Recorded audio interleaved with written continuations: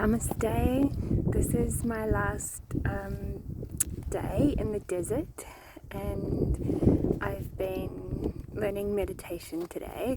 This day has been so peaceful, and I've been thinking about Rabbi of Barisha, and she carries a flame and she carries water, and she promises that she will extinguish hell and she will extinguish with her flame paradise, and she will put out the flames of hell.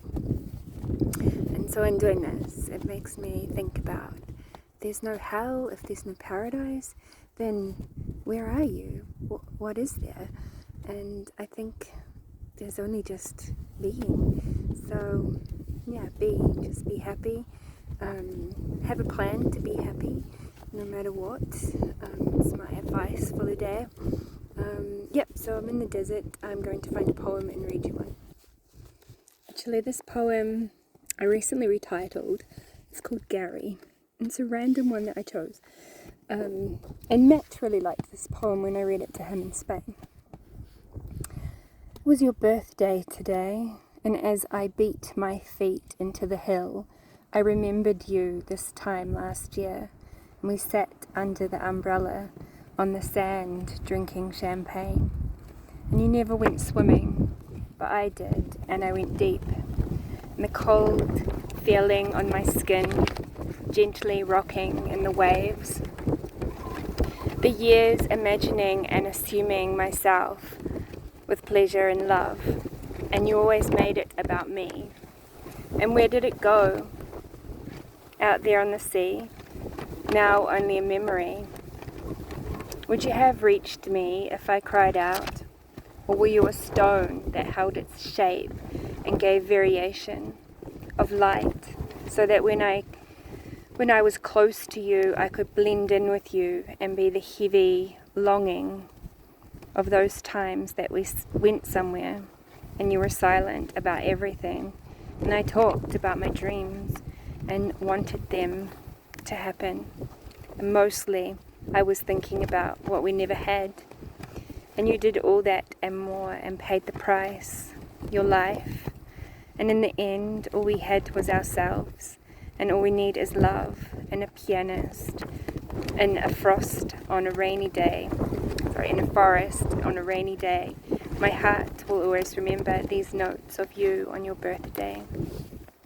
So that was a poem about Gary.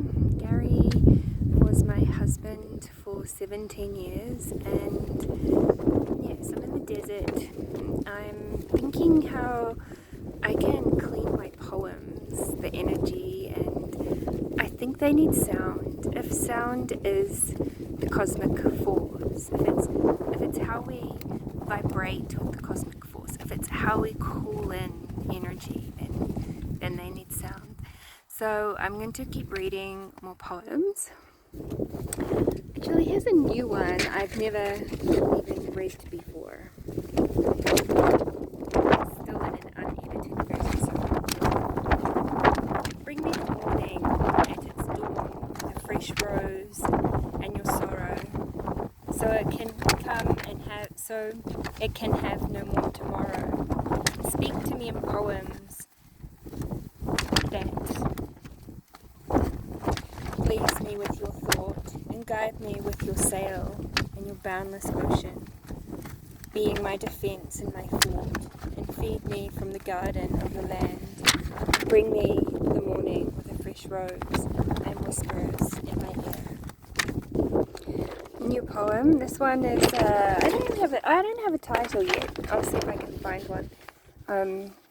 It goes like this. Mountain base by seashore simmers, 3 women swam nude and free.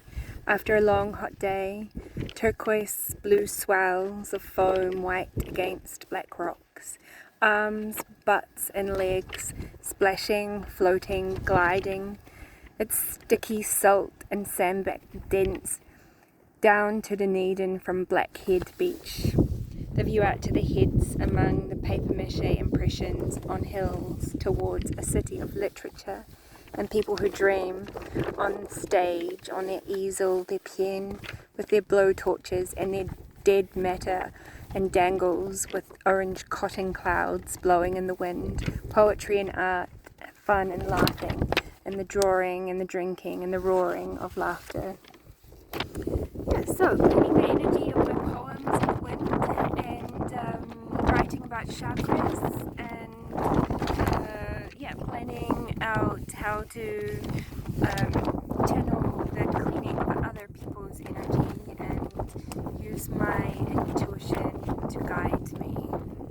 And I want to say this: breathe, listen, feel the vibrations in your cells, pull in the cosmic energy and align with yourself, with the planets.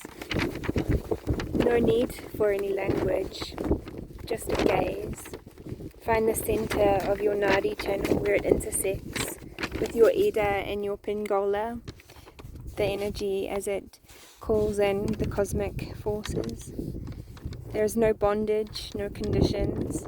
There's just a realization of higher levels of yama and of expansion with yourself. And I like this poem. It's a bit of a madhouse. It's called Love. My dry vagina is like a tin can of orgasms that I can't cut through the bureaucracy and the exponent of its function. Pavlova with cream, lost in the reeds, Sunday morning peacock dress, a 434-page book on the energy field of the orgasm, and organized facts, and the petal of potence, a divine emotion of belonging. Wishing those tropical flowers, the whites and the yellows and the pinks and the greens, and their lingering buds beneath my feet, watching the frogs with eyes from another universe, the boulders of heated color swim around. A Charles Bukowski melody in chimes of metal, and smoke scratching on the brain with incense, decoding mantras 5 times a day, and building my own temple, an ancient script washed with chant, in a timeless roar and unity of every nerve and every nucleus and cell, an eurosocial creature from flowers, sucking blindly the forbidden breeding, and I among its survival are its queen. The nature poems really want me to read them, and I found this one and I like it. While my guitar beat, I watched the harakiki dance in the wind, and I felt like I was a part of them, falling through society, gaps into lost worlds, and when I'm open to this reality, it is deep, a deep puddle in my mind, and I think of everything, and what I do is this: I relate to others, and I sometimes cry, and I feel that they are me. Yeah, so I think it makes a good cleaning of the poem's energy to read them out loud, and I'm currently editing a lot of poems, and I'm categorizing them, and they take a lot of work and a lot of attention and process. It's kind of like you've got a library and you have to categorize everything and give them titles and names and metadata. You have to organize, like put everything into a spreadsheet. And yeah, so that's my job at the moment. Also teaching English. I just got a new job teaching English for 2 hours a week with a school in Vietnam, and it's good. It'll be fine. But it's really military-like. If you don't do what they want, they penalize you. It's pretty vicious, but as long as I do what they want and I execute it perfectly, there's no room for error whatsoever. So everything has to be perfect, and if it's not, then you pay. Basically, you pay. That's how it is. But yeah, I should be grateful for how far I've come, and I am. And yeah, there's a lot more to go. Okay, that's all for today. before.